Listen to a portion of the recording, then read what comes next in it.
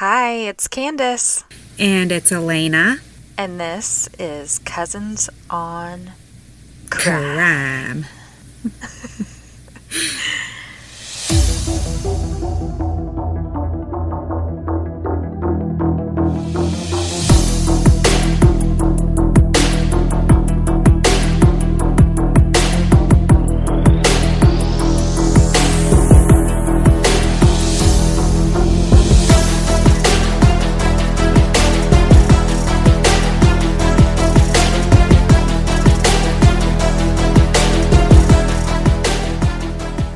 Hello, guys. Thanks for coming back for more.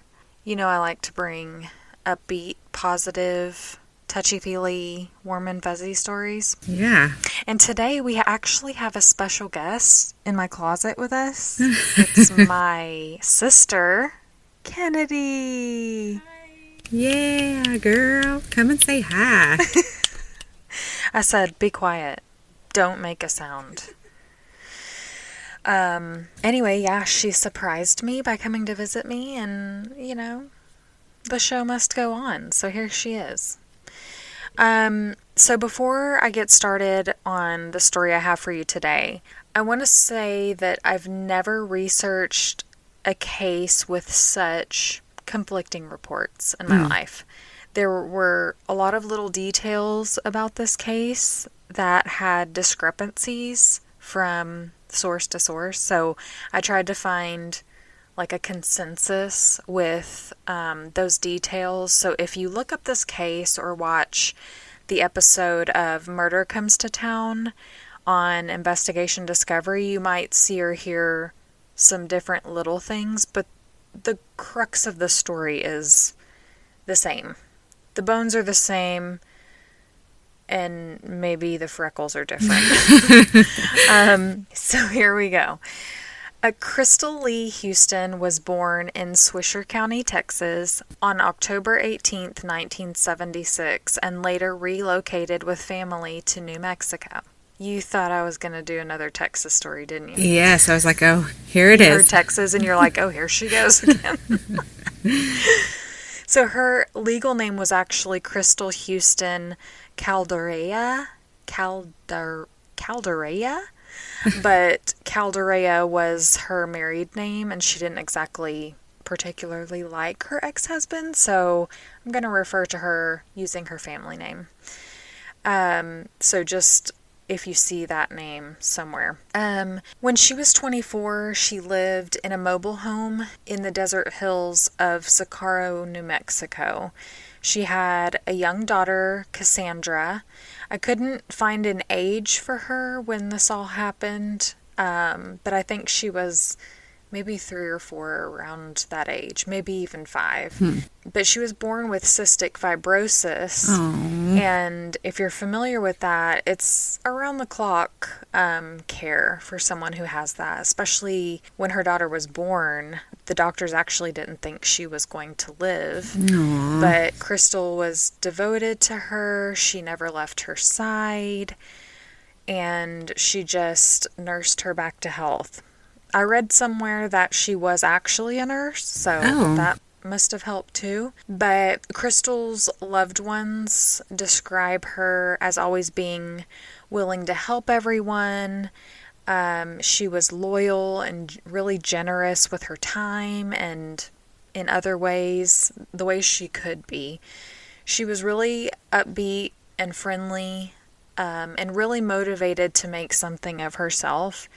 And I hate when I hear that. I mean, I love when I hear that, but I hate when I hear that describing a murder victim. Like, it just really pisses me off that they were headed in a direction and they never got to get there. Right. So anyway. Yeah, I see what you're saying. Yeah, she recently had moved to Socorro from Las Cruces, New Mexico, to be close to her family because a tragedy struck in her family. Uh-oh. You see, just 14 months earlier, on February 27th, 2000, Crystal's older sister Stephanie died at the age of 27. Yeah, their parents said that Crystal just fell apart when her sister was killed. Yeah, I bet I would. Yeah, and did you catch that? I said she was killed. Okay. So she was hit by a pickup truck and she died before they could get her to the hospital.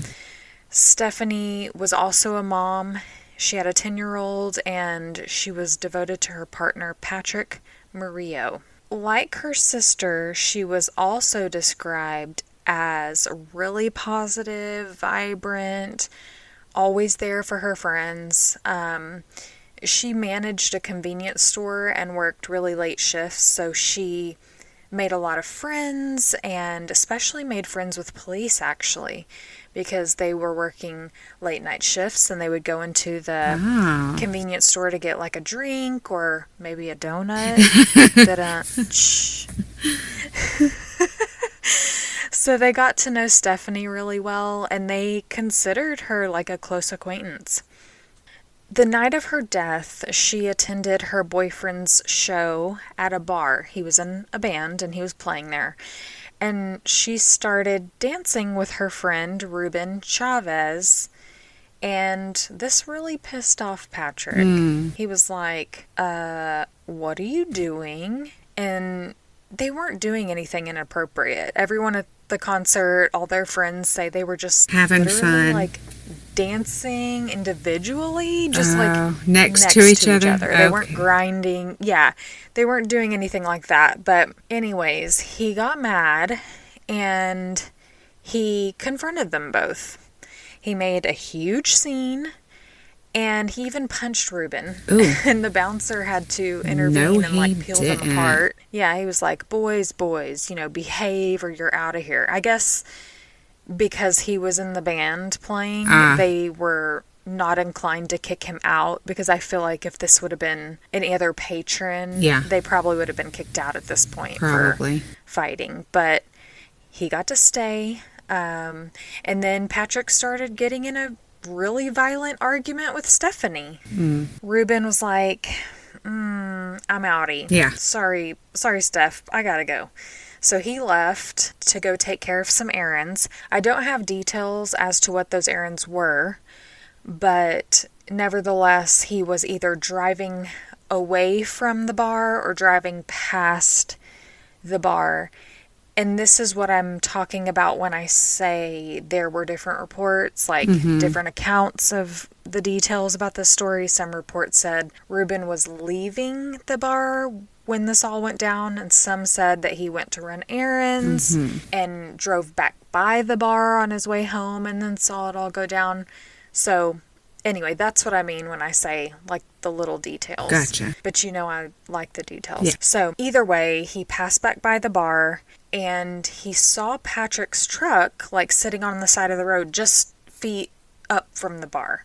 And since it's reported that he was only feet from the bar, I assume that he was just parked there all night. Okay. Like, it's not like he left and then parked off to the side a few feet from the bar, you know what I'm saying?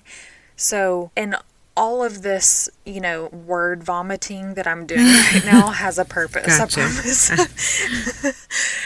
promise. I think he was parked there and hadn't actually left. So this does matter. I'm getting to my point, I promise. I believe you. So the reason this matters, besides, I obsess over the details, is that it explains how Stephanie might have been run over. Ruben saw the truck and then suddenly saw it kind of lunge forward and jerk to a stop. He couldn't really see what was going on, but it kind of felt off to him. It looked weird. Like, you would probably think that was weird if you saw someone's truck that you knew and they were like, like rev up and then so he kind of got closer, and that's when he saw Stephanie had been run over by the trailer that was attached to the back of Patrick's truck. So 911 was called. When police came, they questioned Patrick and the other witnesses that were present. Patrick said they were having an argument. Stephanie exited the truck, and as he drove off, she tried grabbing like the bed of the truck and just kind of slipped under as he was driving off. So slipped under the trailer in the back. Police were like, okay, that kind of sounds plausible. But later they ended up arresting him and charging him with vehicular manslaughter because they started piecing some other things together, like statements from friends that were close to the couple. They would talk about how horrible Patrick was to her, and her parents even confirmed this. Oh, man. And he had even confided in a friend that he was going to leave the scene after he hit her. Ooh. But people started arriving, and he was like, oh, they Can't saw leave me. now. Exactly. And witnesses even said that she wasn't even in the truck and got out. She was walking kind of alongside the truck. If that makes sense. Like, she was walking past his truck. Gotcha. And so maybe she was like, I'm just going to walk, or I'm going to get a ride with a friend or something. And he was like, get in the truck. Right. But Stephanie's autopsy report actually stated her cause of death as a homicide. I couldn't find any details as to why the medical examiner felt it was a homicide, but there must have been some kind of evidence to point them in that direction. And I'd love to ask Joseph Scott Morgan this question. If you don't know him, he's the host of a podcast called Body Bags with Joseph Scott Morgan, and I love him. You should send him an email. Yeah, exactly. They can tell these things by certain injuries, positions of injuries, and they take into account the statements from witnesses. So if people say, she was standing off to the side, and then she had a specific injury that was at odds with maybe what Patrick said. Yeah, it didn't match up. Yeah, that kind of lends them in the direction of, deeming something a homicide. Anyway, her parents felt like he had run her over on purpose all along because they just knew that's the kind of person he was. Exactly. So Patrick was eventually tried for vehicular manslaughter, and a jury found him not guilty. And her death was ruled an accident. I don't know that I've ever heard of someone's death being ruled an accident after someone was acquitted for a manslaughter charge, but most reports I read kind of referred to it in this way, like he was tried, found not guilty, and then her death was considered an accident. Gotcha. I don't know. I don't know who we're talking about when we say considered, like who considered this an accident. Are we talking about law enforcement, the court? Gotcha. Or like general population? I don't know. But anyhow, they didn't get justice for her death. So Stephanie's death shook the family and the town, really. Like I said, police had gotten really close to her, and her father, Bill, was well known in their small town. So naturally, his friends were crushed, just watching her grow up as a kid, and she had lots of friends. So now you can imagine how just torn Crystal must have been by her sister's death. And Crystal was a caregiver to a child with special needs, as we discussed earlier, so that's really stressful. And then having to deal with, healing from your sister's death, and it was just really a tough time for her. So bless her heart. Yeah. Like I said, she had moved to Socorro to be near family, because the truth is that she really wasn't doing a good job with coping with all of this. She had gotten into drugs and alcohol. On April 15th, 2001, Crystal's mother, Joyce Fisher, went to check on Crystal after she didn't show up for scheduled Easter lunch. In fact, she had been unreachable for several days at that point. I saw several days. I saw a few days. So let's just say people couldn't reach her for, a couple days, and then they got worried about her. Joyce walked up to her daughter's front door and knocked and waited, knocked again, got no answer. And she kind of noticed Crystal's car wasn't in the driveway, so she was like, it didn't strike her as, oh, she's not home, I'll try again. She just was like, something's not right here. It was like her motherly intuition was kicking in. Yeah. She went across the street to talk to this neighbor that she kind of knew of Crystal's and asked for him to help her enter the home. She was like, "Can you help me get in somehow?" So he took a butter knife and they went over and he kind of like jimmied her door open, and immediately he smelled a foul odor. He said, "You need to just step back because I've smelled this before." And she's like, "Huh?" And just an innocent, not thinking that her daughter's dead inside or anything. And then it clicked with her, like, oh my gosh. Yeah. So she kind of peeked inside, and on the floor she could kind of see some legs sticking out just inside the doorway. And she just thought, no, I can't be doing this again. Like, I cannot be doing this again. So a woman was found on the floor in the home. Her sweatshirt was pulled up over her head, and her pants and panties were pulled down. Some reports say her pants were entirely off and laying next to her body. Some say they were pulled down. Nevertheless, the investigators immediately thought she had been sexually assaulted because of that. Now, right away, they suspected it was Crystal because they knew her. They knew her sister. They knew what had happened a year prior. They knew her family, and they recognized her. So they just were like, oh, man. They could see that she had been beaten severely. She had marks all over her neck and her head, her legs. What in the world? Just all over. Yeah. Only one of her socks was on, and she was bloody. There had obviously been a struggle. Mm-hmm. So they're kind of looking at all this stuff. Another thing they noticed was that just by looking at her, they could tell she had been dead a couple of days. She was already decomposing. And of course, the smell was already permeating the home. They went outside to talk to her mom because even though they suspected it was her, they kind of needed a confirmation. They asked her for any identifying marks that she may have had, and her mom said, well, she's got a cross tattoo on her ankle. And she knew immediately by their expression that it was Crystal in there. She couldn't believe that she was going through this all over again. Yeah. I can't even imagine. Like losing an adult child and then losing another adult child. Just can't imagine that. My God. Poor Joyce and her dad, of course. Yeah, but in this manner, like... I know. Killed the first time and then now this... Exactly. Not even an accident. Just like...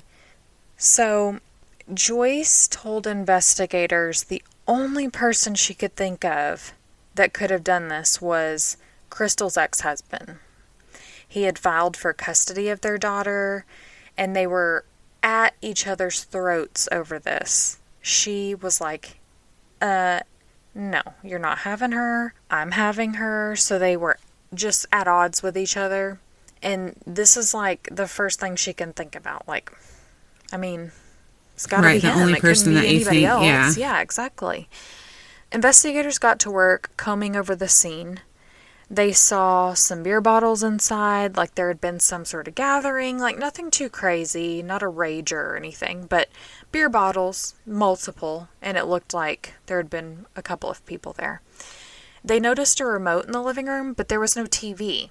And they were like, okay, so the TV's been stolen. Okay. Obviously, so this must be a robbery gone bad. Then they noted a picture frame containing a photo of Crystal and her daughter that had been broken on the floor.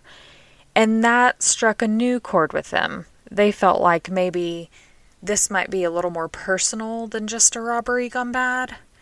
And speaking of things that were taken, I mentioned that her car was gone. So they said, well, she's here, so obviously her car was stolen. Mm-hmm. They hit the streets. They were talking to neighbors, and they spoke with the next door neighbor, a lady, and informed her of Crystal's murder and said, did you hear anything? Did you see anything? And she was absolutely shocked because her son Jason had just started dating Crystal. Uh-oh. When I say just started dating, I mean they had been seeing each other for like a little over a week.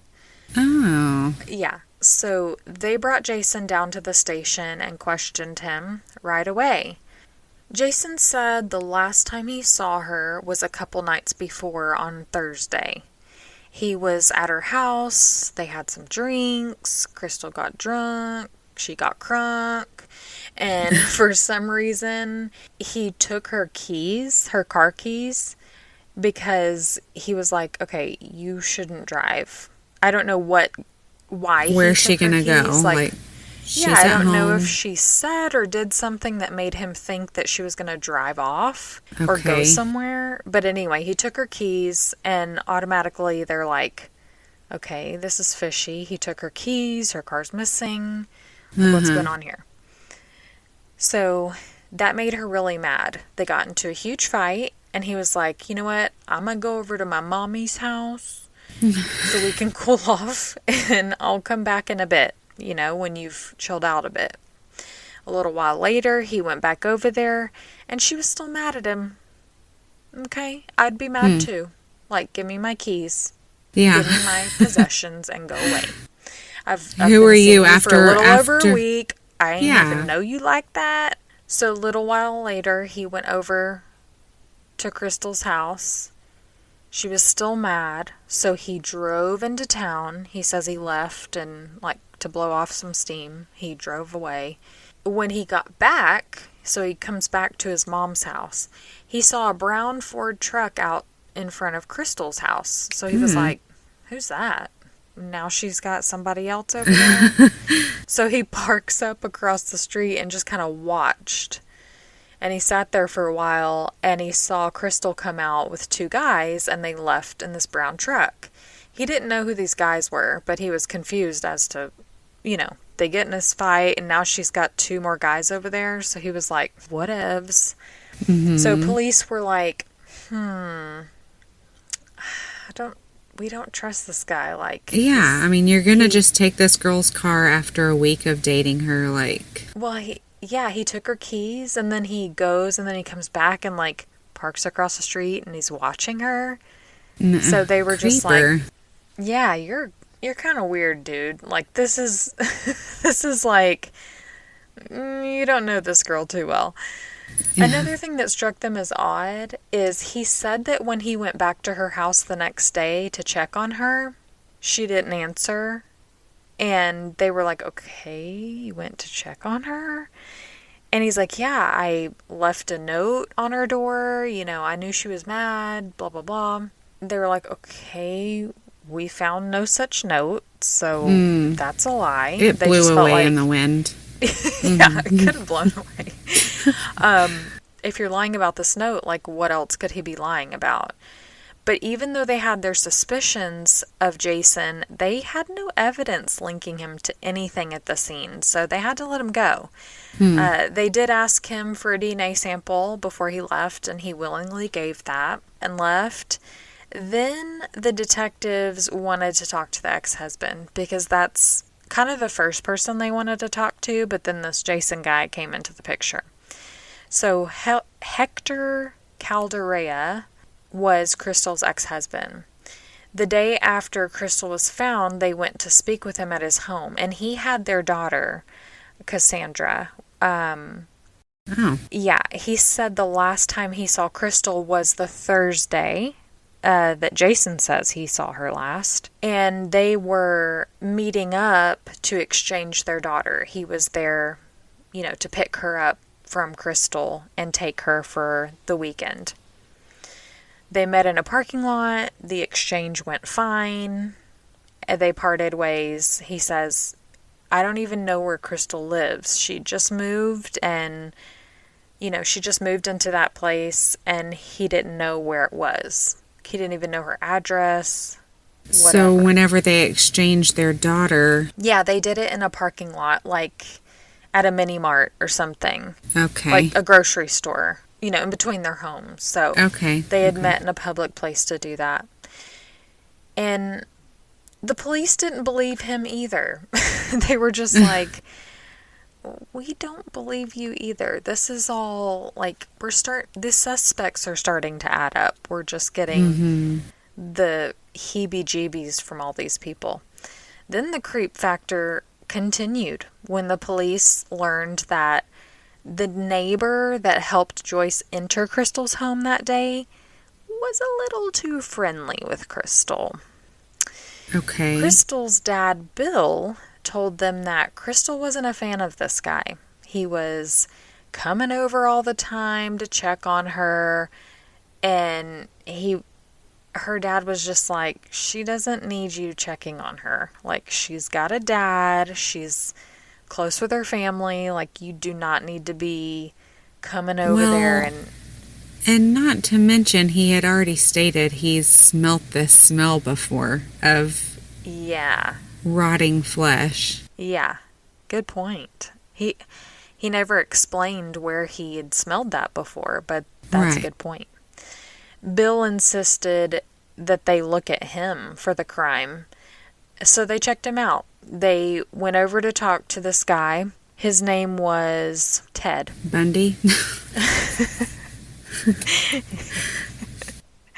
Sadly, no. That would have been a really cool twist. Uh, The neighbor says that he was not clingy with her because of anything like nefarious. He didn't fancy her or anything like that.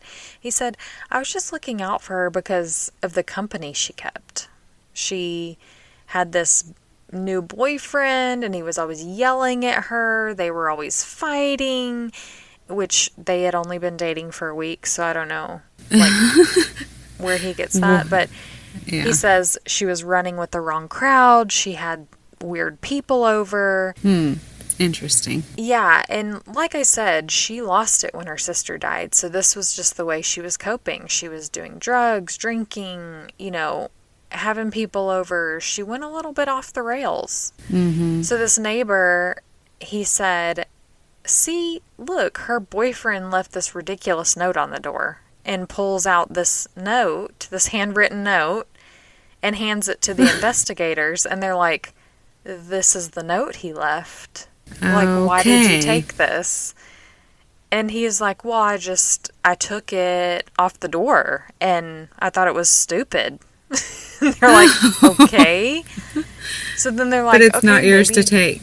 Yeah, I don't know why he took it. It's very bizarre, but they were thinking maybe Jason was telling the truth after all.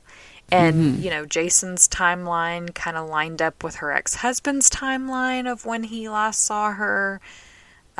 So they're starting to kind of put Jason off to the side. Okay. Now, Crystal's autopsy found that there was blunt force trauma to her head, and she had drugs and alcohol in her system. But the toxicology report stated that she didn't even have enough in her system to kill her. In fact, her father, Bill Houston, said in a blog post that the amount of substance that was in her system wasn't even enough to kill a 12-year-old. Okay. So, also in that examination, they were able to confirm that she had been sexually assaulted. There was semen found in her body. And ultimately, the medical examiner concluded that her cause of death was undetermined. Okay. Well, that's not good enough because it's not undetermined. She was obviously killed. So there was another post-mortem examination because her family was like, are you joking me? It's undetermined? Like, What and is that they even? said undetermined because of the drugs and alcohol that were in her system. They thought, well, she could have overdosed. But she was beaten. Like, yeah. Where did the bruises that's come from? Exactly. So the second examination ruled that her death was a homicide, and she died by strangulation and blunt force trauma to the head. Detectives decided to go and use this newfound evidence from her toxicology report because they thought, okay, she was doing drugs, so let's go talk to Manny, the local drug dealer. Police knew him. He was well known around town for selling everybody drugs, and he was kind of like in the know about what was going on in town. And Manny was pretty cordial with the police. The police had a lot of dealings with him. They treated him with respect. Maybe he got in trouble for some things, but they really used him as a resource. So he told them that he saw Crystal Thursday night, just like everybody else had. Mm-hmm. And she had come to his house with her friend A.B. Chavez, which if you... I see you. Chavez. Now, I couldn't find any information to say that A.B. Chavez and Ruben Chavez were related. You know, Ruben Chavez was Crystal's sister's friend. Yeah. Chavez is also a really common last name in New Mexico, so I don't know if they were related or not, but I like to think they were, just because it was a small town. You know, everyone was friends with everyone, you know, friends and family. This doesn't matter, but you know, I'm going off on a tangent here. And they were also with another guy. So these are the two guys that she was seen with. And he didn't know who the other guy was, but he said they also brought a TV and some money. And the police were like, okay, so she brought the TV for drugs. To pay for her drugs, okay. Exactly.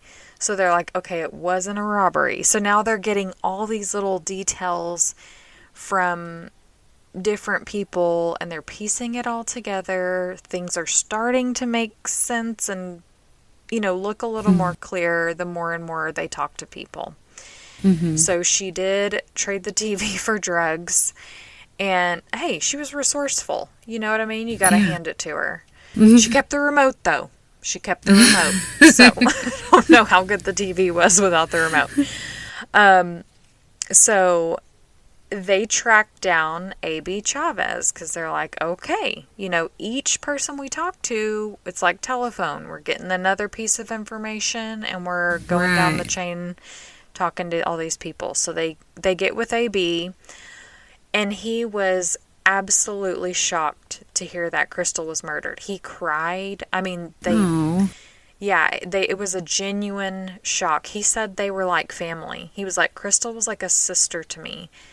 And he told the police that when they left the drug dealer's house, he and Crystal and this other guy they were with, a fellow named Ramon Lopez, they all went back to Crystal's and did some drugs and drank.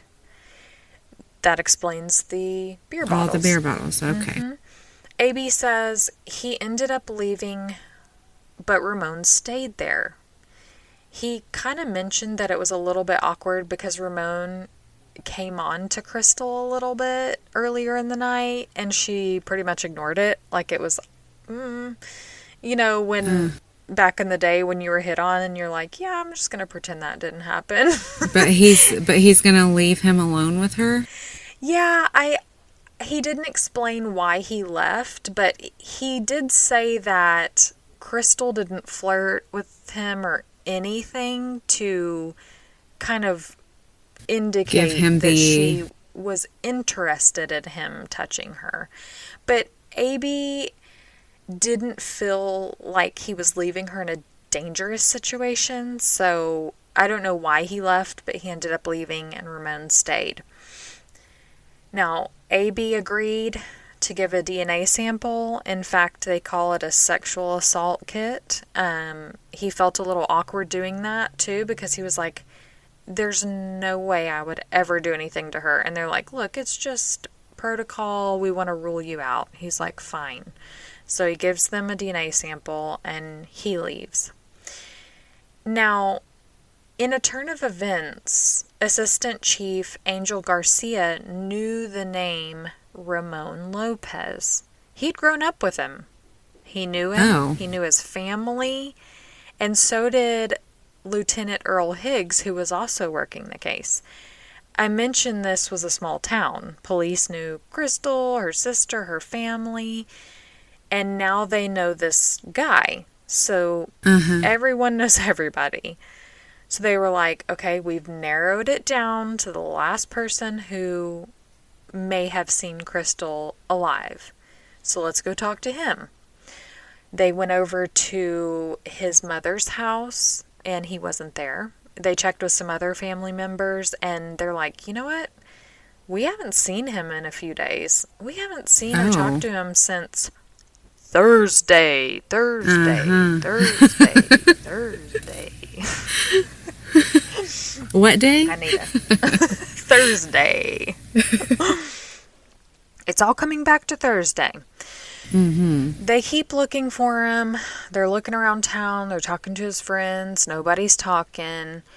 And while they're kind of still looking for him, they're over here on the side doing other things in the case. They're looking for Crystal's car. You know, they're talking to other people, trying to get more pieces to the puzzle.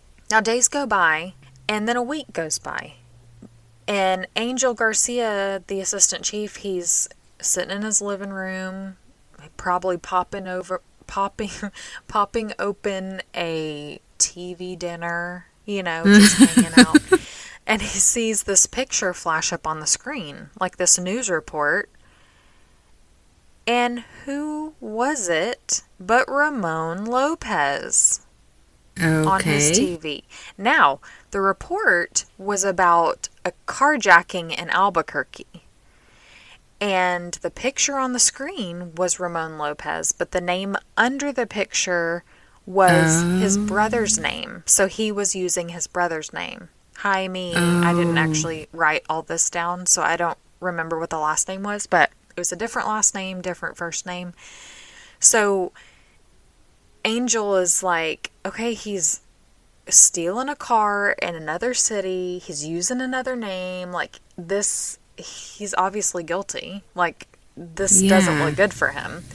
No. So Angel got in touch with the Albuquerque PD, and they told him he was found in Crystal's car. So he was pulling the old my onesie goodness. twosie, you know, the whole steal a car so you can ditch the stolen car that you already have. Uh-huh. So now they have Ramon in Albuquerque, and they have the car. So they start processing the car. They were, you know, there was beer can in there. There was soil on the floor. They're testing all this stuff. They even saw blood in the car. Then they obtained a DNA sample from Ramon because they did have all these little pieces of evidence, but they needed something concrete, like something Right. DNA wise. Uh-huh. And wouldn't you know it, it was a match for the semen found on Crystal. Well, Got well, him! well. Got him!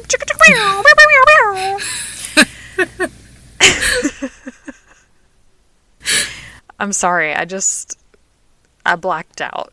I got really excited. So Ramon was detained in Albuquerque because of the carjacking. They're like, you know, we're going to make him stay here first and serve out the time for the carjacking. Then you can have him.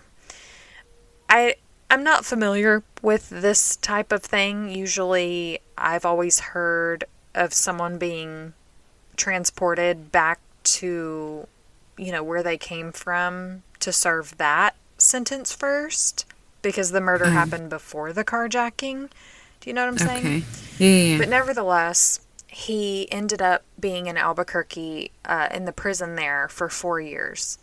And Wow. when the last leaf fell on the calendar and hit the floor, Sakaro authorities were there picking up his butt and bringing him back to Sakaro. Hey, Ramon. That's right. Exactly. They're like, okay, you're going to stand trial now for Crystal's murder. So let's talk about the trial a little bit. There's not a whole lot of details, but in 2005, so this was, like I said, 4 years after, Ramon was charged with felony murder, second-degree murder, criminal sexual assault, kidnapping, theft of a motor vehicle, and evidence tampering.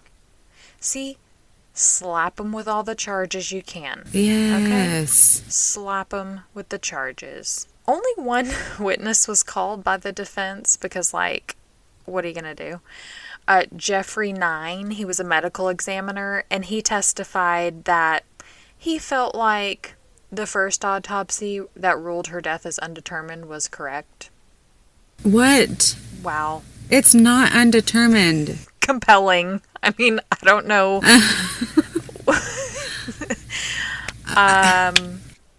Great. Thank you for that. Yeah. So Flabbergasted. that was exactly, that's all they could really do. But in 2007, the jury was out for just 4 hours and they returned a guilty verdict on all counts. And he was sentenced to life with the possibility of parole. And he'd be eligible for parole in 2035. Okay. Well, Hmm. I know. Do not tell me he got out.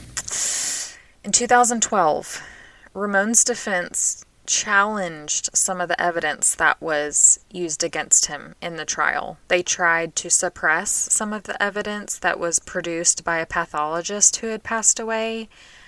I guess they felt like since he had passed away, they had a really good chance of challenging his report or what have you. But he was successful in getting his sentence No. reduced from life to 15 years. That is so disgusting. Yeah, 15 years.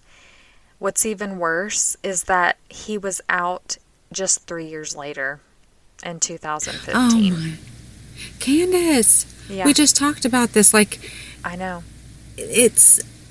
we have to keep these I know. people safe, and you're letting these people out Yeah. to roam the streets Yeah. and do it again. Yep. Well, it gets worse. Oh, jeez. It gets Lord worse, help and me. I wish I was kidding. He got out, and as dirtbags do, he screwed up again. He violated his parole. Could have told you that. Shocker. Yeah. Totally surprised. This is brand new information. He served a few more years for violating his parole, and he was released again in 2018. Of course he was. Of course. That's the worst part, because you have this repeat offender. He's obviously violent. And, okay, you know what? You violated your parole. First of all, he shouldn't have had his sentence reduced in the first place. No. Secondly, he's violated his parole and he's back in for just a few more years and now he's out again. Right. Ugh. Just 4 years ago. So, I mean, Right. watching the time go by, let's see what else he does. I know. And he'll be back. He'll be back in. Yeah. He's going to do something else stupid because he got away with it the first time, essentially. He has to register as a sex offender, which is interesting. I don't know if that's a state of New Mexico thing, but I don't know if it's if you get convicted of a criminal sexual assault, like that was involved in a murder, that he has to register as a sex offender. I always thought it was, the underage kind of element for people who have to register as a sex offender, but that's a good thing. I think it's all across the board, yeah. Yeah. Well, now I know. Learn something new every day. Yeah. But that is a good thing because now he's got that stain on him for the rest of his life, coupled with his rap sheet. And according to his parole information, he's still living in New Mexico, which I don't think he's allowed to really go too far as, part of his parole. Like that's going to matter. I know, it doesn't matter. I'm just mad because why does he get to go out and go to Chick-fil-A? Yeah. Why? And Crystal doesn't. Right. Well, it could be Chick-fil-A. What's the restaurant in Breaking Bad? Los Pollos Hermanos. I'm mad that he gets to go to the Chicken Brothers and enjoy his freedom. Why does he get to attend family gatherings and do the little things like watch TV, go to Target, plan birthday celebrations with friends? Like Crystal doesn't get to do any of that. She doesn't. Does he have friends? I'm sure he's got some scummy friends.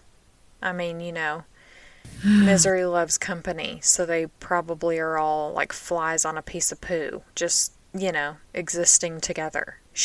Crystal doesn't get to watch her daughter grow up. She doesn't get to Right. find love again, and she doesn't get to overcome. We Right, talked and better about herself. exactly. She was not coping well with her sister's death. I can't say I would be doing any better. Right. And we've talked about this in previous episodes. When people are addicted to drugs, they have an opportunity to change that. Yeah. Maybe they fall back into the cycle, or they get stuck in this, pattern. They're with the wrong people. But at any moment, that could change. And she Yeah. never had that opportunity. Right. She didn't get to overcome that and break through the other side. Well, and Ramon gets the chance to change, and I hope his heart Exactly. is changed. Dear Lord, I'm going to get off here and I'm going to pray that man has Go get been on your delivered. knees. I'm going to. Get on your knees. This isn't justice, okay? This is not justice. And let's not forget, this family has had to pick up the pieces when Stephanie was killed. And they didn't get justice for that either. It's just gut-wrenching. Yeah. I'm always bringing you these tales of woe, and I'm sorry. Mm-hmm. Unhappy endings. But one of these days, I'm going to tell you a good old-fashioned murder story where everyone lives happily ever after at the end. Maybe a woman whose husband was cheating on her, and she chopped off his willy and he bled to death. Oh. Well, I mean, there is a story like that. I know. That's a feel-good murder story. You're so That crazy. has a happy ending. I'm going to find one for you these days, one of these days. I'm really Okay. sorry to bring you down. But the more we talk about these types of things, the more awareness we bring to all the families out there that have had not had justice for their loved ones' murders. We talk about, he was sentenced to life without parole, or he was sentenced to death, and the family is able to move on. Things get better by the day. It's never closure, but at least they know that person's off the street. Mm-hmm. It doesn't happen for everyone. Yeah. So that's the story of Crystal and Stephanie Houston, who died tragically at the hands of two losers. Yeah. Especially Ramon. He probably made an advance towards her. He would never talk about what happened. He never showed remorse or anything like that. Right. But because a girl doesn't want to have sex with you, you're going to kill her. He didn't get like alive. rejection. Yeah. Grow up. Anyways. Rest in peace, I girls. digress. Rip. Yeah. Rip. So that's it, guys. That's all I have for you today. I appreciate you hanging in there and listening. Yeah. Thank you for Thanks for your working support. hard And on. check out our Instagram, because I'm going to post the cutest picture of Crystal and her sister. But Crystal is sitting on this couch, and she has this Cowboys blanket hanging over the couch that she's sitting on. And I don't know if it's the bangs for me or if it's the Cowboys blanket for me, but it's just the sweetest picture. You could just tell she was fun. She just looks like... Well, and apparently she did have good vibes, because, I mean, she had all these boys wanting to get with her. Girl, yes. She was cute. She was slapping them off or fending them off. Beating them off with a stick. Uh-huh. But, yeah. So check out our Instagram for pictures of Crystal and her sister. I don't know if I'm going to post a nasty picture of Ramon. I don't know. Maybe I will. Maybe I won't. Well, Depends we on need how I to... feel. We need to see his face so we know who his to... nasty face. That's right. So we know who to look out for, Like, I've seen that guy. If you go to New Mexico, or if you're listening from New Mexico. But yeah, so we also have Facebook. We always talk about our Instagram page. We do have a Facebook.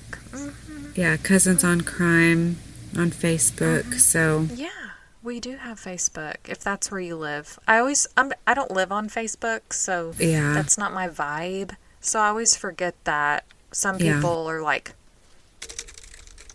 Facebooking all day.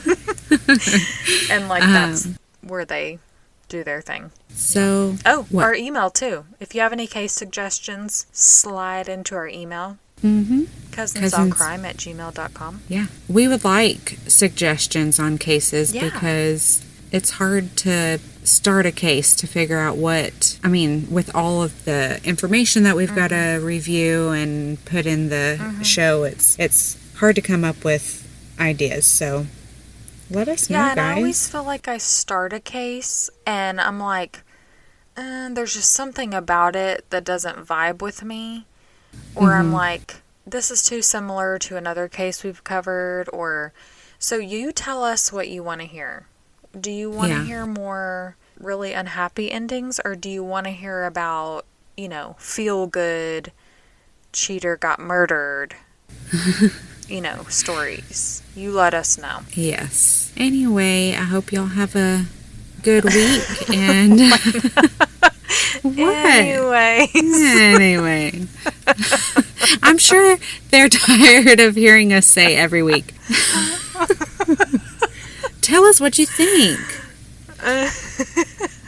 We got to come up with some new. Love you guys. Bye now. Bye, y'all.